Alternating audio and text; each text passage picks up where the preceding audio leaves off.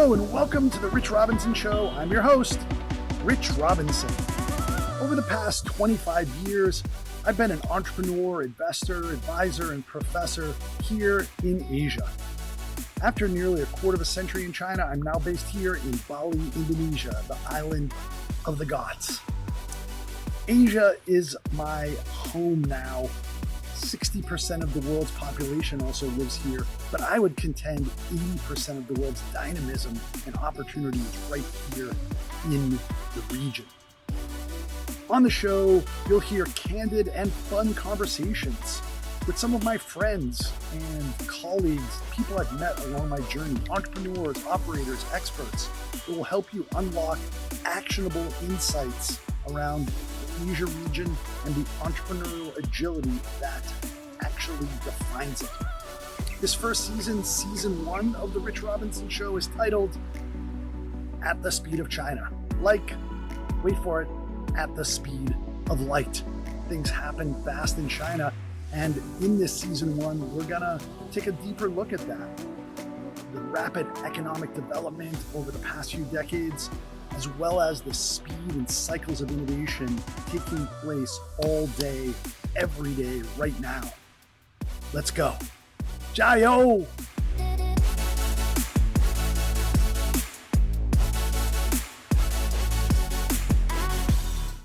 Shaun Rein, ladies and gentlemen, welcome to the pod, my friend, wearing his Tommy Bahama shirt, rocking it in Shanghai. Welcome. Good to see you, Rich. Normally I'm in a suit, but because you're in Bali and I'm very jealous, I wanted to sort of feel like I was sort of on the beach as well. Indeed. Excellent. So I really appreciate you jumping on the pod today. Really have enjoyed your thought leadership in China. And, you know, as we were discussing a little bit, you know, funnily enough, you mentioned that you had gone to the same high school, a year behind Tim Ferriss, who's prolific author and, you know, leading podcaster.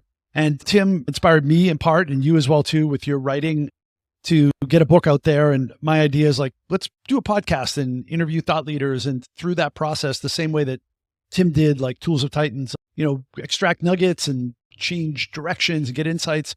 So that's the reason why I've put this podcast together. And every year I intend to write a new book, and every season will be a new podcast, a new title.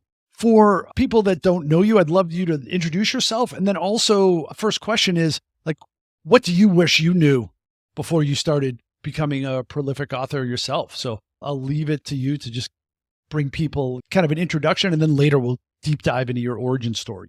Yeah, that's a great question, Rich. So I've written 4 books. A lot of people only know I've written 3, The End of Cheap China, The End of Copycat China, and The War for China's Wallet. These were 3 business books, and which is what I'm best known for. I also wrote sort of a self-help book, Shaun Rein's Guide on How to Get into Harvard. I wrote that in 2003. The Vietnamese edition just came out at the end of 2020. The Vietnamese edition.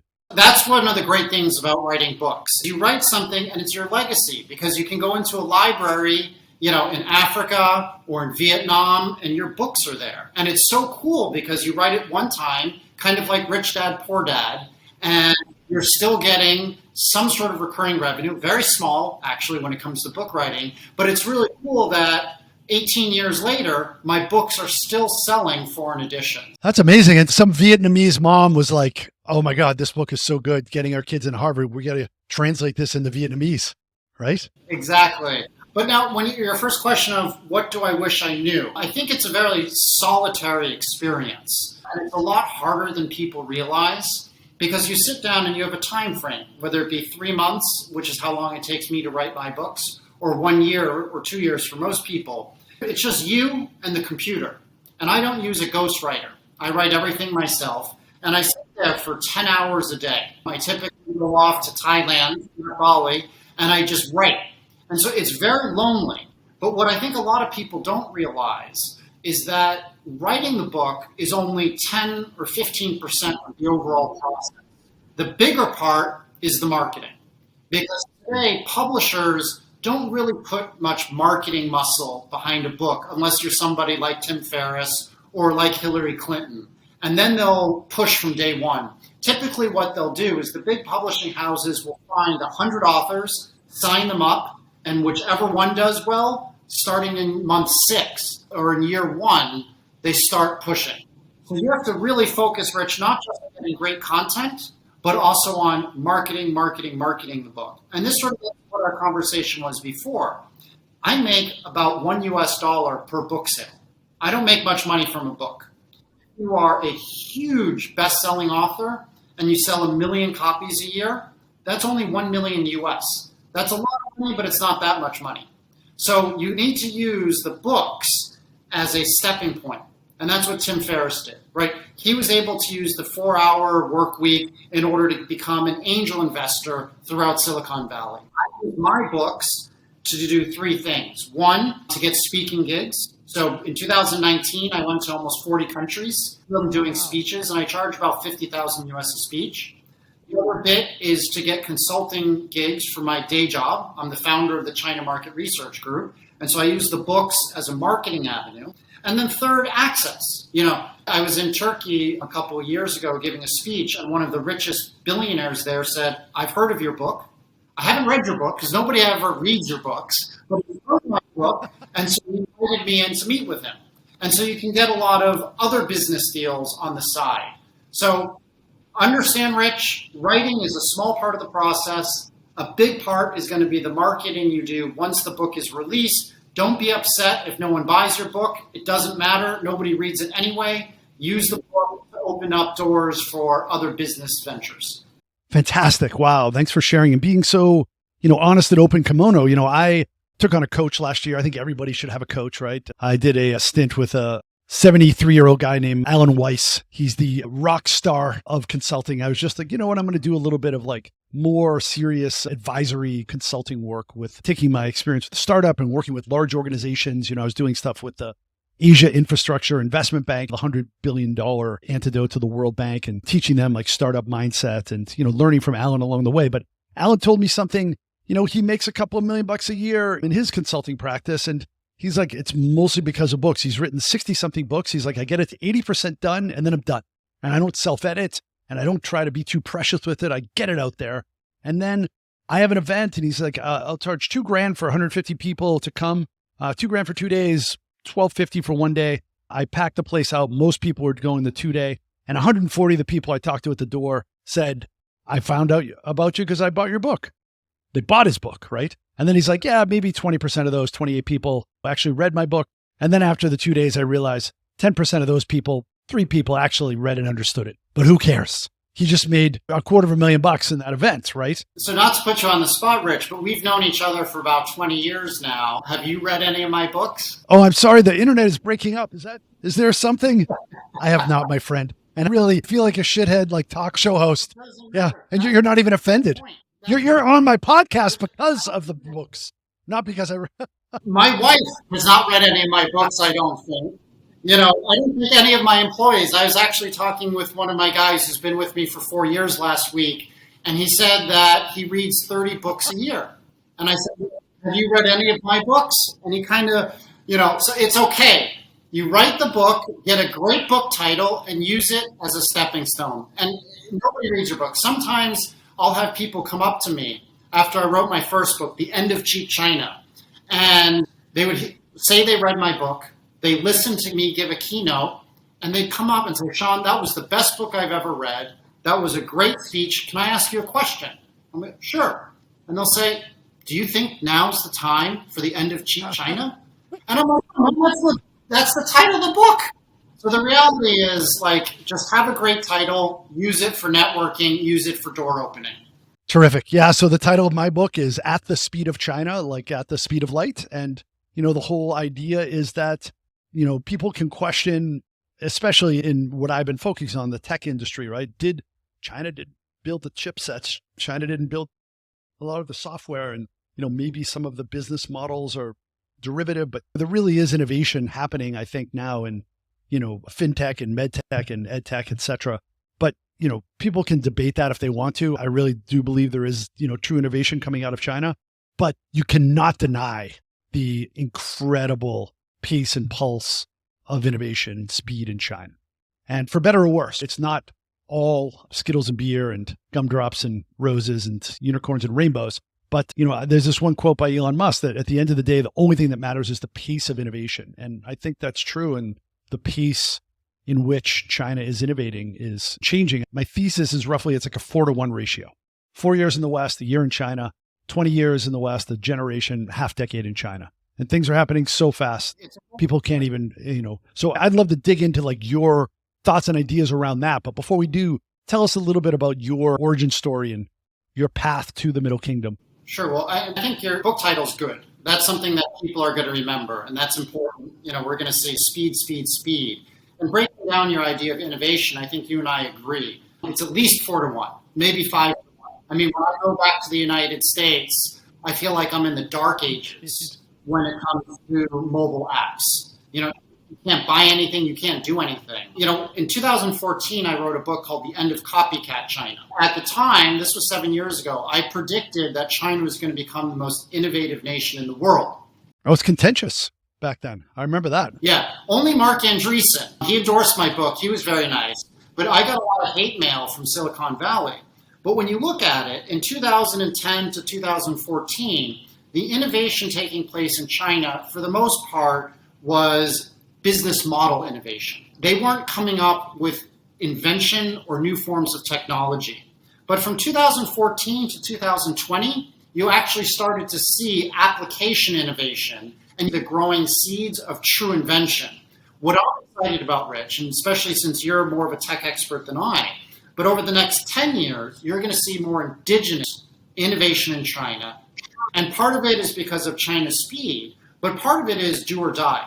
Because of the Trump regime's policies on China, where they're trying to contain or destabilize Huawei, ZTE, FaceTime, the rest of the tech sector, you now saw that the Chinese semiconductor sector said, we have to innovate.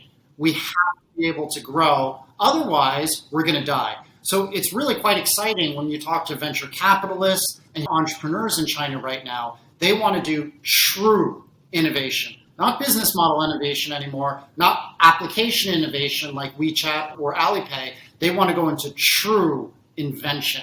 And it's really quite exciting to see what's going on in China right now. Yeah, excellent. Thanks for framing that. Yeah. Part of that, I think, is the rest of the world is going to be shocked at how much strides have taken place during COVID. I was stuck out of China for 6 weeks, from January 24th to March 9th of last year. I was in Africa, and I couldn't get back to China. And in those 6 weeks, China moved so fast that I felt like I didn't have a good pulse on what was going on, just in 6 weeks. But in the last year, because China so far has contained COVID relatively well, the hub and energy in the tech, in medical sectors is really changing very fast. And the rest of the world doesn't see it because they're not here. You don't have people exchanges. Unfortunately, you don't have a lot of media, Western media in China anymore, because the New York Times and the Wall Street Journal, a lot of their journalists were pushed out. So people are going to be surprised how fast China's changed. Sure. And even worse, whoever's left, a lot of the media is, very lopsided in that, it's covering aspects of China that I understand the West needs to understand, all sides of China, but I don't think they're really getting the full picture. And that's partially like, China's had the Sputnik moment. Hey, we better create our own chip technology. Otherwise, we're going to be left behind. And I hope that my aspiration for this book is that some people wake up in the West as well too and go, wow, we need to compete. We can't just try to engage with China. We can't just block things. And of course, anything doing with, sensitive, military information or any sort of straight up theft, that's beyond the pale. But, everything else, there's a very, very, very wide swath where the West needs to compete with China. And even if you don't want to come to China, China's coming to you. I had Alvin Say from Xiaomi on the podcast recently, and he recently moved to Jakarta here in Indonesia to take over Xiaomi for Indo, $1 billion company. And he's like, oh, our biggest competitors are all Chinese here. It's not really Samsung. It's not really Apple. They're competing against, Vivo, Oppo, Huawei. So it's like interesting that China's now competing against itself in like other markets and coming into all the markets around the world. Absolutely. So about myself a bit, I'm 43 years old. I first came to China in 1997 to study Mandarin at Shanghai University. I am an American and I love the United States. But right now, it's very difficult to say I love America and I love China. Yeah. I would like to see a strong America and a strong China cooperate together. But if you say that, in DC power corridors, they go hysterical because they're looking at trying to contain, destabilize, or hurt China. And it gets back to your point that the American media is not presenting an accurate vision of how China really is on the ground. And that's why we need books from people like you, if people actually read them. They're going to read the title. It really is. And you can look at an example. In 2011, again, way before the Trump regime, okay, this has been a long-standing issue. Congress and NASA blocked China from using the International Space Station. So the U.S. was working with Russia. They were working with many different countries. Only mainland China was not allowed to send taikonauts, which are the Chinese name of astronauts, up there. So over the last 10 years, China had to build its own space station. And so now you saw yesterday, 2 of China's taikonauts went outdoors for the second time for a 7-hour spacewalk. The problem that's happening in the United States right now is because they just blocked China, China's now going to surpass the United States in space exploration and innovation. Right now, it's all the fight in America is between Richard Branson and Jeff Bezos to see who's going to go into space fastest, while the Chinese are actually doing hardcore, serious research through the space station. So I think the key word that you said is compete, right? The United States should compete fairly with China, not try to destroy its technological capabilities. It's not fair to China, and it's not going to happen. It only means that China is going to spur more indigenous innovation. So, as I mentioned, I've been here most of my life since 1997. And aside from saying speed is incredible, you cannot argue at all that the quality of life for the vast majority of 1.4 billion Chinese has gotten tangibly better in the last 24 years since I first flew into China. You can't argue that. And shockingly, the U.S. media, the New York Times, does argue against that. It's quite scary, the skewed vision that some of the U.S. media players are showing of China. If I was American and I only got my information from the New York Times and the Wall Street Journal, I would hate China. I would think it's... Yeah, sure. I went to North Korea and Cuba in 2001. I was in a big rush because I had studied at Cambridge University in 88 and I traveled around Europe. And then that year, 88, 89, was when the wall fell in Berlin. And I missed my opportunity to go to Eastern Europe before the wall fell. So I said, I better go to Cuba and North Korea. They're the last 2, that and Albania. So I went to North Korea, I went to Cuba. And, I felt bad and I feel bad for the North Korean people. Like, they don't have it good. It's like there was cannibalism when I was there 20 years ago. And even now, they have a radio and the radio's got one button and that's it. They don't even know what's going on outside. And sometimes I feel like people that have never engaged with China feel that way about China. Like they're just like, oh, I feel bad for the Chinese people because they're under terrible circumstances. And it's like, wow, even though China borders North Korea, it's not even remotely close. And I think a lot of people that just have ignored China, look at China now and they have this idea that they should sort of like feel bad for Chinese people. Actually, Chinese people are incredibly optimistic about their lives and about the government, right? So that's not like being a shill for the Chinese government. Absolutely. But they'll say you're brainwashed or the Chinese people are brainwashed. I run a market research firm and it's clear 80-85% minimum of the people that we interview are very optimistic that the quality of their lives is going up and they support the general direction the central government is taking the country. But let's look at some hardcore numbers. In 1989, the average per capita GDP for India and China both was $300 in 1989. Wow. Now, India's $1,800 a year, while China's has passed 10,000. And the gap is going to be even greater since India's in the middle of the Delta variant of COVID, while China's going to grow 6% this year. When you look at the hardcore numbers, something that the Chinese Communist Party, in combination with the Chinese people, are doing is working for the Chinese people. People 25 years ago struggled to eat meat. Sometimes when I interviewed people, they said meat was a relative delicacy.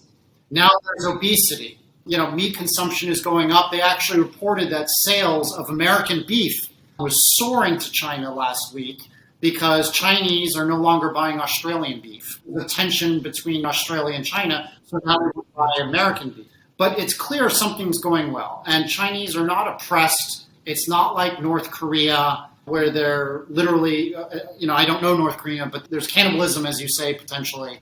Chinese are thriving. And that's why you see so many Chinese go to the U.S. to study, and they say, America's great, but I want to go back to China because there are opportunities to work here. Terrific. And you have some Asian heritage? Yeah, so ethnically, I'm half Chinese, half German Jew. So my mother's side were Cantonese, but I'm fifth generation born in the United States. My family went to work in California in the gold mines. I come from a very poor background on my mother's side. My father is historically, they're German Jews and moved to the United States. So I'm a mix of many different things. What a powerful combo. I love it. And Chinese like that. They say you've got the hardworking ability of Chinese and you've got the money-making ability of Jews. So they use stereotypes in a good way in China. They love Jews. People are pro-Semitic, as I am as well too, right? But anyway, that's an honor. The Telegraph, the British tabloid, Sophia Yen, a reporter, wrote a couple weeks ago that Jews in China were scared and being oppressed. Really? It's just ridiculous. Like, Jews are super welcomed in China. Yeah, I've even had a lot of them say that they thought I was, and I'm just like an honorary member of the tribe. I will take it, and it's great. And then after Chinese people find out I'm not, they're like, you're just an average barbarian. So whatever. But yeah, that's funny. Wow. Great. And then you land here in China, like it's been many decades now. What first kept you busy when you got here? What's your path to now? So originally between 97 and 03, I was here 3 to 6 months a year. And I was doing a couple things. One, I was studying Mandarin at Nankai University. I also hired a tutor to teach me one-on-one for 3-4 hours a day. I think it's to understand China, you really need to try to learn the language. Yeah. I've spent a lot of time on it. I still do not consider myself fluent. I do business meetings in Chinese. I'm proficient, but it's a very hard language to learn. Yeah. But so I studied Mandarin. I also started a company in 2001 in Tianjin, China. It was an English language training company where I taught 5-year-olds to 14-year-olds English. And the positioning was every teacher was a Harvard grad. So great marketing. I had hundreds and hundreds of people sign up, but I ran into some problems. One, nobody from Harvard wanted to work in Tianjin, China. Two, China was really corrupt then. I mean, on day one, people came around and said, we want protection money. And I said, I'm not giving protection money. And they shut our business. So on day one, we actually had to move. So, China was really corrupt in 2000, all the way up to when Xi Jinping became chairman or president. There was clearly a difference between the well-connected and the non-well-connected, the have-nots and the haves, and corruption was really part of daily life. So I ran that business for over 3 years. It made about 50,000 RMB. It was a complete failure. I could barely afford a ticket to fly home. I learned what not to do in China. I think it's good to fail, frankly. Indeed. And then in 2003, which is when I think I met you, I was in venture capital. So I was working for a VC firm called Inter-Asia Venture Management, which was China's first venture capital firm. They brought McDonald's to China and Asia. They brought IKEA to Asia. And I think we were introduced, I think it was on ACL Wireless, which was a tech company. And that's how we got to know each other. And so I was looking at IT investments and education training investments for the firm. In 2003, I tried to put money into a company called WebCT, which was an e-learning software company. And the company said, we don't want your money. Why don't you join us and run our mainland China, Taiwan, and South Korea operations? So when I was 26 years old, I left venture capital and I wanted to get an operating role. And I ran WebCT until we sold to another company called Blackboard for $170 million. So I left that operation in 2005, and I was trying to decide, what do I want to do now? And so in 2005, I set up CMR actually to do angel investing. I was going to go out and invest my own money into startups. And a few months in, I thought, it can take 10 years to make any money from angel investing. And that's even if you're lucky. Maybe I should do some research on the side to help pay the bills. So I sort of put out my shingle in 2005 and Apple and said, we need a strategy for China. And then Lane Crawford called, the luxury retailer, and DuPont called. And so DuPont said, you're going to be competing against McKinsey and Bain for a 5-year growth strategy. We beat McKinsey, we beat Bain, and that's when I realized we have a real company. That's great. Tell me about that pitch. What was the thing that closed it? Do you recall? Yes, I recall very well. That's interesting. So one of the big management consulting firms, I don't want to say which one, said to DuPont, we respect you. So we are going to send 2 of our managing directors from Boston to live in China for 6 months. They know chemicals better than anybody else in the world. And so they're going to tell you what to do. It's a very compelling pitch. I went in and I said, I don't know anything about chemicals. I've never heard of the ingredients you're talking about. If we work together, we're going to have to spend a week or 2 where you train my team and me on exactly what it is that you do. What we're going to do is I know how to do research in China. I know how to craft a marketing sales strategy in China. But DuPont, you know chemicals better than anyone else in the world. So we'll take your chemical expertise, our China expertise, and work together. Now, the head of DuPont, who chose us, said to me, Shaun, this is what I said to the Boston guys. F you. I'm not DuPont. I know chemicals better than you do. And you're in the United States. Screw off. They chose us. Simply because if you're running DuPont, how do you know about China? How do you know how to do research here? So we take a more collaborative effort when we work with clients, which is why we have about an 80% win rate against one of the big management consulting firms, one of the biggies from Boston, because of our collaborative strategy. That's great. Yeah, I grew up in Boston, and I think if you say F you to somebody from Boston, they love it, and they're probably still telling that story. It's a term of endearment. But that's terrific. You're right, because what do they know about China, right? And like the fact is that China's, even back then, shifting so quickly, right? And you have to really uncover the nuances of the competitive landscape and what the opportunities are. Yeah. And that's one of the issues where, before the Western companies were the best in business models. So they would basically say, we helped these companies in America. We're now going to shift the business model to China. And I'll tell you 2 things on this, Rich. The first is right now I'm pitching to a Chinese company that hired one of the big 3. And they said our sales dropped 70% in 6 months after we implemented what one of the big 3 consulting firms told us what to do. Because the market in the United States was so completely different from the market in China that it just didn't work. So they fired and had to go back to their own business model.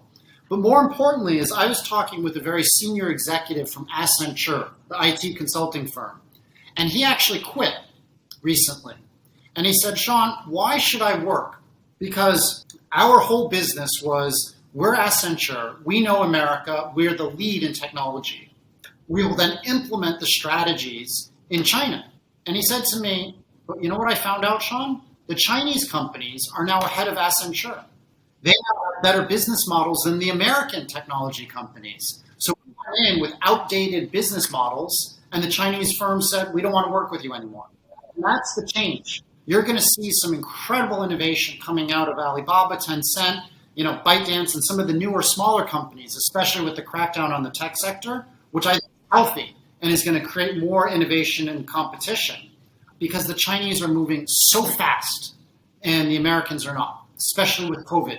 Fascinating. Yeah, I used to help Chinese companies go on their kind of zoo tours to America. Like I want to go to New York and also maybe LA, but really Silicon Valley. And I want to go and smell what's going on there. And I think, I had Gang Lu, the CEO and founder of TechNode, on the pod. And he's like, even I haven't been to Silicon Valley since 2018. I just kind of felt, like I'm sure there are many things to learn from Silicon Valley, but in the consumer and mobile tech sector, there's just not as much, right? It's just not as compelling. And I've been leading some tours. I did it sort of as an aside. Like there's some billionaire families from Brazil and they want to come to China and kind of smell all of the innovation in China. And it was a blast. I really enjoyed it. I was able to harvest and refresh and expand my network and take these, keen outsiders like into these tours of what's actually happening in innovation in China. And it's actually, great for me to also learn and then expand my network globally. But I only tell that story because there was a group of Chinese people that were in the US right before COVID. It's like the end of 2019. And they went on a tour of Silicon Valley and they went to the Visa payment innovation. And it was almost like they were going to like get pitchforks and torches and just like protest. They were like is this the Visa Payment Museum? They're like, we're in China. We haven't even used cash in probably 5 years. And you're taking us to this payment innovation center. It's just fascinating how quickly the turntables have turntabled and, things get dusty. I don't want to go to the U.S. on these zoo tours anymore. Now, a big part of my business before COVID was giving speeches to all of the American and European and African executives who would come to China and want to adopt innovation. But when you look at it, like I have a Chase Sapphire Reserve Visa card, and that was a great innovation in the United States. Chase used a metal card, and that got everybody excited because it was no longer plastic. I mean, that's ridiculous. That's like, 19th century technology. China, it's all using mobile apps. Whether it's Alipay or WeChat Pay or paying through Meituan, it's light years ahead. And incidentally, I also think it's China's fintech, which is one of the reasons that helped stop COVID. Indeed. Yeah, because everything became so just passing out apps and cash and, I believe that COVID was sent out that way. Indeed.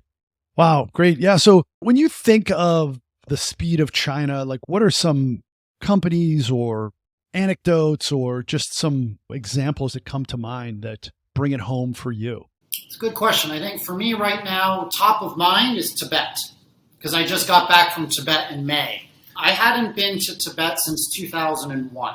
And I have a documentary coming out probably this month or next month. We did it together. Wow. And when I went there in 2001, Tibet was so poor. It's hard to express. I mean, I just remember being on dirt roads. A lot of the people there told me they only bathed when they were born and then when they died. They were wearing the same clothes over and over again. And it was a real struggle. When I was there in May, I told my team, I'm going off for a couple of weeks to film this documentary. You might not be able to reach me. I might not be able to have phone access. I might not have internet. My gosh, Rich, the speed of change and improvement in Tibet was just mind-boggling. The roads were incredible. The roads in Tibet were better than anything you get in the United States. They just opened a high-speed train in Tibet. Everybody was using 5G. I was in the middle of the mountains, with oxygen all over my body because I had really bad high altitude sickness. I still had 5G on my phone and was able to communicate, unfortunately, sometimes with my team back in Shanghai. But it was that speed. You go from really looking at people whose lives hadn't really changed that much in 100 years to now people in Tibet are living access to incredibly quality of life. I went to some high schools or vocational schools there where they were learning drone building, where they were learning graphic design. They had maker centers, the innovation labs all over the place in Tibet. So it's just the speed. When you hear people talk about, sometimes journalists or government officials, maybe they were in China 5 years ago, but even China 5 years ago is nothing like China today. It's basically like saying what America was like today and what America was like 50 years ago. It's a 10-to-1 ratio for me in terms of quality of life for Chinese versus the United States, maybe even more than 10-to-1. Fascinating. Yeah. And, 70% of China in poverty previously, and now it's less than 1%, right? It's pretty miraculous growth. And yeah, funnily enough, I heard that a Tibetan monk moved to Beijing and opened up a pizza place. And he said, anybody can come in and I can make them one with everything. Thank you. Good night. I think the last time I saw you was at a pizza place. The last time I saw you in person was at Annie's Pizzeria in Beijing. Our go-to Italian comfort food, indeed. I miss Annie's pepperoni pizza. Wow, that's great. Congrats on the documentary. All the 24 years I spent in China, I never had a chance to get up to Tibet, but I hope to visit someday. What about there in Shanghai? I mean, everybody knows the before and after photo of Hudong in 1990 to now, and it looks like Blade Runner after putting a few drops of water and just has exploded. I mean, on the real estate side, but what are some of the other things that you have experienced or you've seen? Well, the real estate. I mean, in 2003, I took people around this area, and everyone said it was a lemon. My office is in Lujiazui, or no one was going to be there. Now it's one of the most expensive real estate areas in the world. Google has a huge operation just next door. But I think also the speed just comes from the confidence. I think, is another thing that's really quite important. When you look at it, I actually interviewed a 27-year-old recently from Wuhan, and he told me, Shaun, before COVID, I didn't think about the Communist Party. I didn't care about the Communist Party. But after COVID, and I saw them contain it so far so well, I really do support them now. And I think that shift in change and that shift in patriotism is something that brands and governments need to realize. There's a lot of support for and unification around the government. Some numbers. In 2011, my firm interviewed 5,000 consumers in 15 cities. At the time, 85% of consumers said they would always buy a foreign brand over a local brand. 85%. This was in 2011.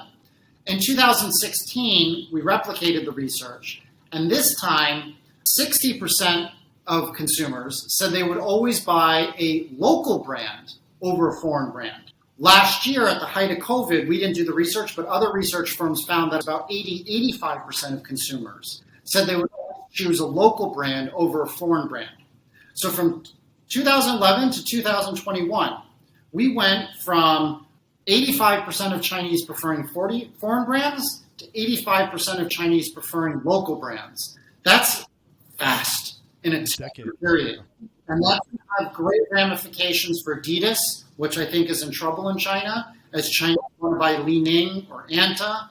It's going to have issues on where people go to school. They're not going to want to go to the United States as much. They're going to want to stay in China for their studies. Vacations. Why go to Thailand or Bali when you can just go to Hainan? I was in Hainan all last week. Sanya is gorgeous. Speed of change in patriotism and a stoppage of that aspiration of the Western brand and Western lifestyle.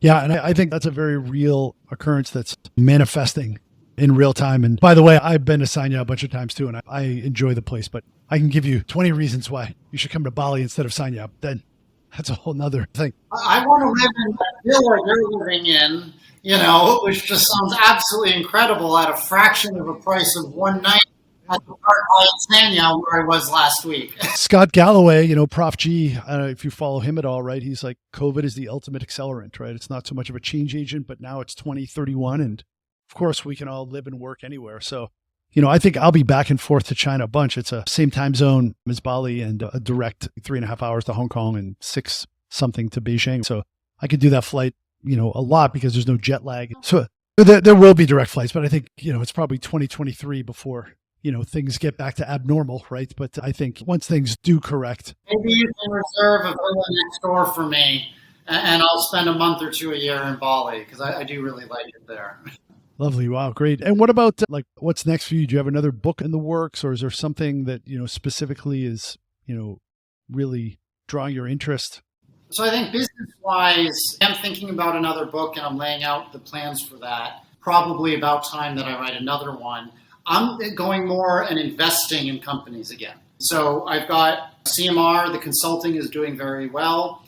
But what I'm also starting to do is help Chinese companies as they go abroad, especially in capital raising and in doing M&A activity. So that's taken up a lot of my time the last 6 months because Chinese firms are ambitious and they're growing well. But the third is I'm increasing my direct investments. And that's where I've spent most of my time the last 9 to 12 months because I think you have this really cool hub and really cool ecosystem of Chinese firms. And again, the exciting part is they're no longer cheap, but good enough. They're as good, if not better, than Western brands. And they've shown themselves in the last year in China, say in beauty care, as being really top line, and now they want to go abroad. So what I've been doing most of my time is looking for really cool investments and getting back to what CMR originally was, which was investing as an angel investor. Great. And what are some of the qualities of the entrepreneurs or of the management teams? What do you think sets them apart, and what do you think are some of the learnings about how people move more quickly or innovate in different ways that organizations can learn from outside of China? I think 2 things. The first is China takes a mobile first on everything. And people are doing mobile in the United States and Europe still, But you got to remember, Facebook, LinkedIn, all of these apps were created on a PC environment, and they tried to shove that into a mobile app. So it doesn't work as well. The Chinese create everything from the mobile first because a lot of Chinese never had a PC. And so that's why I think that ecosystem is so much more seamless in China than it is in the United States. But I think what's most interesting to me as an investor and is interesting for you as an author of a book on speed in China is the speed now that you can start to trust Chinese entrepreneurs. So 15 years ago, I didn't really trust people. And honestly, I made very little angel investing because it was a rough environment. People cheated you, you couldn't trust them for anything. But what you've seen in the last 5-10 years is much more trust. People don't cheat you as much as before. And part of it is because the courts are much better at IP protection. The laws were always good, but the enforcement's good now. But more importantly is people, I think in China now understand if you're trustworthy and you're somebody that can cooperate with others, everybody can get rich. So you see how Jack Ma, Pony Ma, Zhang Haiming, all these guys are multi-billionaires because they're trustworthy. It's better to be honest and have integrity and not steal IP because you can make $50 billion. That's better than just pirating a handset and doing a fake Apple product. It's better to create Oppo and Vivo and become a billionaire or do what Xiaomi did and become a billionaire than try to do Shanzai phones. And so I think from an operating standpoint, trust, don't be blind, but it's a lot better now than it was even just 5 years ago, where I went into every negotiation or business meeting really worried if I was being cheated. That just doesn't happen as much now. Yeah, I think that's also, something that has changed so rapidly. The trust culture, but also, like you said, doing piracy, right? The piracy of movie or music or other content. And now there are these platforms. And Steve Jobs once said, if you're pirating something or you're, paying a subscription for something, paying a price both ways, right? You're either doing it through, putting extra time in and getting, a shittier product if you're pirating it, or you just pay the cost and don't think about it. And I think a lot of Chinese consumers are just saying, you know what, I'm just going to pay for games and music and movies, and I'm just going to get a cheap almost subscription. Impossible pirated DVDs now. Chinese go onto iQIYI or Tencent or Himalaya and they pay a subscription. Well, it's typically foreigners who are buying pirate DVDs or pirated Louis Vuitton. And this is interesting, Rich. So my son is 14 years old, and he's a budding entrepreneur. He's building a company right now. Excellent. And tomorrow, I'm not joking, tomorrow we're meeting with a patent lawyer to patent his inventions. Wow. And that's not something that would have happened 10 years ago. But China's taking IP protection seriously. So my 14-year-old, I'm taking the day off from my work, and we're meeting a patent lawyer, and it's going to be a 4 to 6 month process. His products. That's excellent. Love it. Love the apple not falling far from the tree. And for all of you out there in podcast land, if you're thinking of coming into China, one of the things that you see or you have seen over these past few decades is that if you have a trademark, then first to register, not first usage. So somebody sees you're getting traction. If you haven't already registered yet, somebody else can kind of hold it hostage in a way, right? So I think it is more important to cover your ass, so to speak, copyright and trademark and patents as well. Absolutely. China's government, I think if you look at it, Japan had a lot of IP issues in the 70s. And the Japanese government only started protecting IP when Toyota and Sony started losing.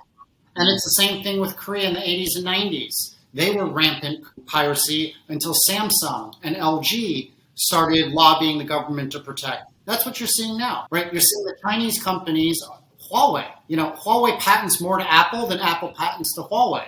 So you see the Chinese firms are saying to the Chinese government, we have to have better IP protection.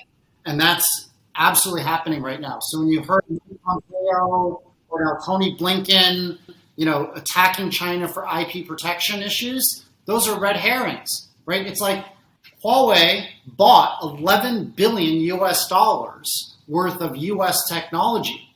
1% of Intel's global revenue was sold to Huawei before the economic sanctions were placed on them by the Trump regime.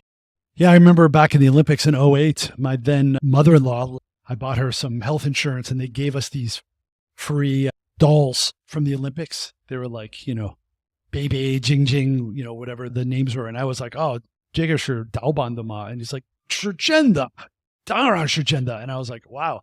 Okay. It was like, of course, they're not going to pirate the Olympic stuff through an insurance company. They're like, of course it's real, right? And I was just, okay, that works. That works really, really, really well when it's your own stuff, right? So Jon Stewart's got a great joke where he tells a joke about a rabbi and it kills. And then he tells a joke about the Pope and it just falls flat. And he's like, yeah, not so funny when he's your own guy, huh?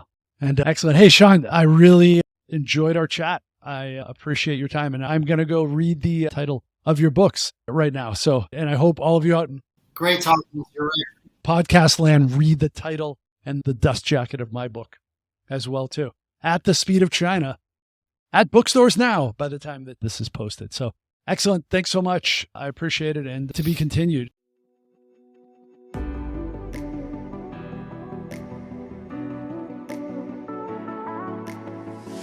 That's a wrap. Thanks for listening to this episode of The Rich Robinson Show, Season 1 at the Speed of China. Visit therichrobinson.com/show to smash that subscribe button.